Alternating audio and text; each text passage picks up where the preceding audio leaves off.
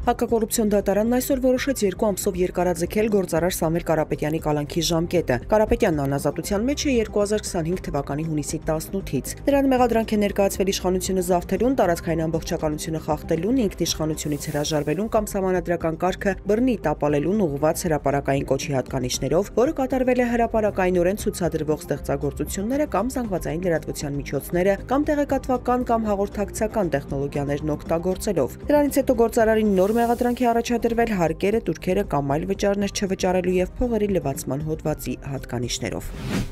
Հաղթանակ դաշինքի անդամների տներում 3 տեղի ունեցած խուզարկություններից հետո քրեական վարույթի շրջանակում 5 անձ մեղադրալի կարգավիճակ է ստացել։ Հակակոռուպցիոն կոմիտեից Ֆակտոր TV-ին հայտնել են, որ խոսքն ընտրակաշարք ստանալու, տալու եւ ընտրակաշարքի միջնորդության դեպքերին է վերաբերում։ Նրանց նկատմամբ ընտրվել են անազատության հետ չկապված խափանման միջոցներ։ Այս պահին հայտնի չէ, թե ովքեր են մեղադրյալները։ Նախորդային իրավապահները խուզարկություններ էին իրականացրել Հաղթանակ դաշինքի անդամների տներում վաղ շաբաթի ավականու ընտրությունների արդյունքում դաշինքը երկրորդ տեղն է զբաղեցրել։ Մերձավանում մի խումբ անձանց կողմից խուլիգանություն կատարելու դեպքի վերաբերյալ նախաձեռնված քրեական վարույթի նախաքննությունն ավարտվել է մեղադրական եզրակացությամբ ուղարկվել հսկող դատախազին։ Վարույթը վերաբերում է հոկտեմբերի 5-ին Մերձավանում տեղի ունեցած դեպքերին, երբ մի խումբ անձինք Այգիգործների փողոցում ավտոմեքենաներով արգելափակել են մեկ այլ ավտոմեքենայի երթևեկությունը թույլ չտալով շարունակել ճանապարհը։ 3 անձի նկատմամբ հարուցվել է հանրային քրեական հետապնդում, 1 անձի նկատմամբ որպես խափանման միջոց կիրառվել է կալանքը։ Բաքվի բանտում պահվող Վիգեն Էլջեքչյանի վիճակը կտրուկ վատացել է, այս մասին հայտնել են նրա կինը Լինդա Էլջեքչյանը եւ փաստաբան Լուսիանա Մինասյանը։ Փաստաբանը նշել է, որ 45-օրյա ընդմիջումից հետո Վիգեն Էլջեքչյանը նոյեմբերի 16-ին զանգահարել է ընտանիքին եւ կարճ զրույց ունեցել։ Նա հայտնել է, որ իր ֆիզիկական վիճակը կտրուկ վատացել է, չի կարողանում քայլել, անվասայլակի կարիք ունի, որը չի տրամադրվել։ Չնայած իր վիճակին դեղորայք չի ստանում, նրան բուժում կամ իրավական պաշտպանության միջոցներ չեն նշանակվել։ Փաստաբանի փոխանցմամբ Վիգեն Էլջեքչյանը նաեւ հայտնել է, որ բավարար սնունդ չի ստանում իրեն միայն թե եւ հաց են տալիս։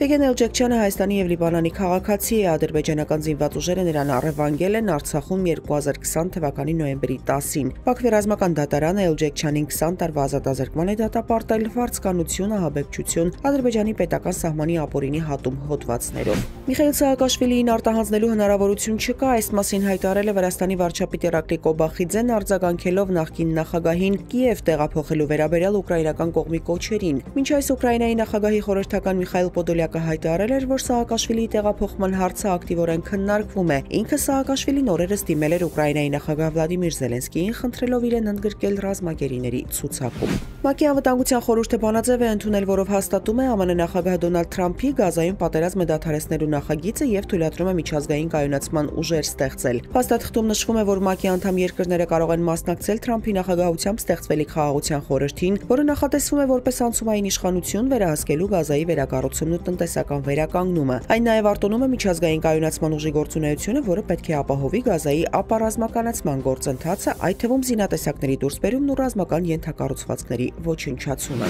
Հայաստանի տարածքում նոյեմբերի 18-ից 22-ին սպասվում է առանց տեղումների եղանակ, Արարատյան դաշտում սպասվում է կարճատև մառախուղ։ Օդի ջերմաստիճանը նոյեմբերի 18-ից 19-ին ցերեկային ժամերին աստիճանաբար կբարձրանա 3-ից 4 աստիճանով։ Երևանում նույնպես նոյեմբերի 18-ից 22-ին սպասվում է առանց տեղումների եղանակ։ Մայրաքաղաքում այսօր ցերեկը կլինի 16-ից 18, երեկոյան ժամերին 8-ից 10 աստիճան տաքություն։